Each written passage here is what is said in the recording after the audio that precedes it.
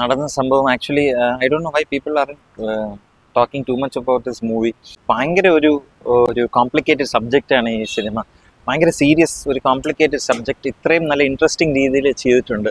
In fact hats off to the director as well as Biju Menon, even Suraj Venjaramoodu. അവർ നല്ലപോലെ അവർ act ചെയ്യുകയും ചെയ്തു. അതുപോലെ തന്നെ ഡയറക്ടർ വളരെ എൻ്റർടൈനിങ് ആയിട്ട് തന്നെ ഈ സിനിമ എടുക്കാൻ നോക്കി. അപ്പോൾ ഒരു കോളനിയിൽ ഒരു പുതിയൊരു ഫാമിലി വരുന്നു. ഭയങ്കര ഔട്ട് ഗോയിങ്, ഭയങ്കര ഒരു പ്രോഗ്രസീവ് ചിന്താഗതിയുള്ള ഒരു family. But at the same time എല്ലാവരുടെ ഭയങ്കര ഒരു ഫ്രണ്ട്ലി ആയിട്ടുള്ള ഒരു നേച്ചർ കീപ്പ് ചെയ്യുന്ന ഒരു ഹസ്ബൻഡ് ആൻഡ് ഒരു വൈഫിൻ്റെ ഒരു ഫാമിലി ഉണ്ട്. വളരെ ഒരു റിഗ്രസീവ്, പക്ഷേ പുറമേ ഭയങ്കര പ്രോഗ്രസീവ് ആണെന്ന് കാണിച്ചിട്ട് അകമേ വളരെ റിഗ്രസീവ്, ഒരു മെയിൽ ഷോവനിസ്റ്റിക് ആയിട്ടുള്ള ഒരു കൂട്ടം ഫ്രണ്ട്സിൻ്റെയും കൂടെ കഥയാണ്. മെയിൻലി നമുക്ക് എപ്പോഴും കാണാൻ പറ്റും അവിടെ ടെറസിലും വീട്ടിനകത്തിരുന്ന് വെള്ളമടി, ഭാര്യ എടുത്ത് മീൻ പൊരിച്ചു കൊണ്ടുവരാൻ പറയും, അല്ലെങ്കിൽ വേറെ വല്ല സ്നാക്സ് കൊണ്ടുവരാൻ പറയും. ഭാര്യ ഇങ്ങനെ കൊണ്ടുവന്നുകൊണ്ടിരിക്കും. അങ്ങനത്തെ ഒരു സെറ്റ് ഒരു ഫാമിലി. ഈ രണ്ട് പുതിയ വന്ന ഫാമിലിയും അവിടെ ഓൾറെഡി കോളനിയിലുള്ള ഫാമിലീസും തമ്മിലുള്ള ഒരു ഇമോഷണൽ ആസ് വെൽ ആസ് ഒരു ഐഡിയോളജിക്കൽ ഒരു ക്ലാഷിൻ്റെ ഒരു ഭാഗമായിട്ട് എന്തൊക്കെ കാര്യങ്ങളാണ് നടക്കുന്നതെന്ന് കാണിക്കുന്ന ഒരു മൂവിയാണ് നടന്ന സംഭവം. ഞാൻ നേരത്തെ പറഞ്ഞ പോലെ ബിജു മേനോനായിരുന്നാലും സുരാജ് വെഞ്ഞാറമൂടായിരുന്നാലും വളരെ അവർ എക്സ്പ്ലോർ ചെയ്തില്ല. അവരുടെ ക്യാരക്ടറിൽ നിന്നുകൊണ്ട് വളരെ നോർമൽ രീതിയിൽ നല്ല രീതിയിൽ അവർ ആ രണ്ട് ക്യാരക്ടേഴ്സ് അവർ ഒന്നാം തരം ആസ് ആക്ടേഴ്സ് അവർ അത് എക്സ്പ്ലോർ ചെയ്തിട്ടുണ്ട്. ആസ് ക്യാരക്ടേഴ്സ് ഓൾസോ അവർ നല്ല രീതിയിൽ ആ സാധനത്തിന് കൊണ്ടുവരാൻ ഡയറക്ടറിന് പറ്റിയിട്ടുണ്ട്. സപ്പോർട്ടിങ് കാസ്റ്റായിട്ട് ബിജുമേനൻ്റെ വൈഫായിരുന്നാലും സുരാജ് വെഞ്ഞാറമ്മയുടെ വൈഫായിട്ട് ആക്ട് ചെയ്ത ആൾക്കാർ, I think one is Shruti Ramachandran was acted as Biju Menon's വൈഫിൻ്റെ ക്യാരക്ടർ പോർട്രേ ചെയ്തു. സുരാജ് വെഞ്ഞാറമ്മയുടെ വൈഫിൻ്റെ ക്യാരക്ടർ പോർട്രേ ചെയ്യുന്ന ലിജിമോളായിരുന്നാലും അവരും നല്ല രീതിയിൽ ചെയ്തിട്ടുണ്ട്. കാരണം വെറുതെ ഒരു സപ്പോർട്ടിങ് ക്യാരക്ടറായിട്ട് മാത്രം വയ്ക്കാതെ അവർക്കും ക്ലിയർ പ്രോമിനൻസ് കൊടുത്തിട്ടുണ്ട്. എസ്പെഷ്യലി ലിജിമോൾക്ക് ഒരു പ്രോമിനൻസ് കൊടുത്തിട്ടുണ്ട്.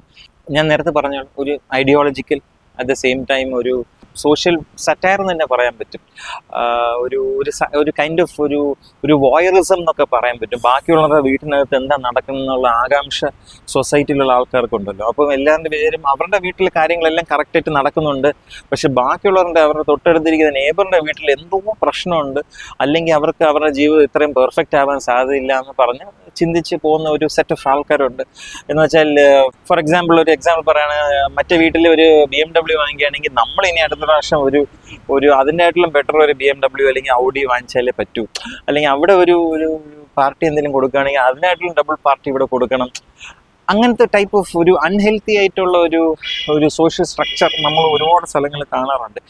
അതിനെ ഭയങ്കരമായി പ്രൊജക്റ്റ് ചെയ്ത് കാണിക്കുന്ന ഒരു മൂവി തന്നെയാണ്. പക്ഷെ അറ്റ് ദ സെയിം ടൈം ഞാൻ നേരത്തെ പറഞ്ഞ പോലെ വളരെ ഒരു complicated സബ്ജക്റ്റാണത്.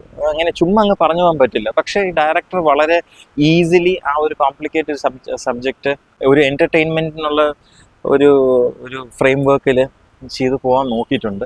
I M still surprised why ഈ മൂവീസിനെ കുറിച്ച് കൂടുതൽ ആൾക്കാരെ സംസാരിക്കുന്നില്ല. വേറെ ആർ ദ ക്രിട്ടിക്സ്, വേറെ are the people who talk about these subjects. മനസ്സിലായില്ലേ?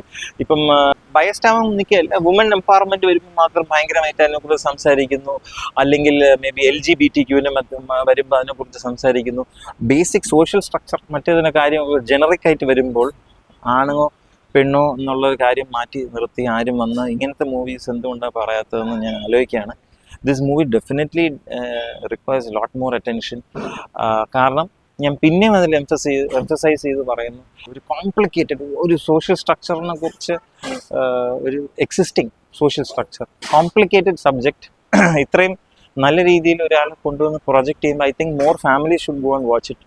മേ ബി എനിക്ക് തോന്നുന്നു ജനറിക് ഫാമിലീസിനെ കുറിച്ച് മേ ബി ഒരു നെഗറ്റീവ് രീതിയിൽ കാണിച്ചുകൊണ്ടാണോ കൂടുതൽ ഫാമിലീസ് വരാത്തത്, അതോ മേ ബി ഒരു മെയിൽ ഷോവനിസ്റ്റിക് ആയിട്ടുള്ള ഒരു ആറ്റിറ്റ്യൂഡ് ഉള്ളത് സൊസൈറ്റിയുടെ ഭാഗമായതുകൊണ്ടാണോ ഇതിങ്ങനെ മൂവിയെക്കുറിച്ച് അധികം ആൾക്കാരെ സംസാരിക്കുന്നതെന്നും എനിക്കൊരു ഡൗട്ടുണ്ട്.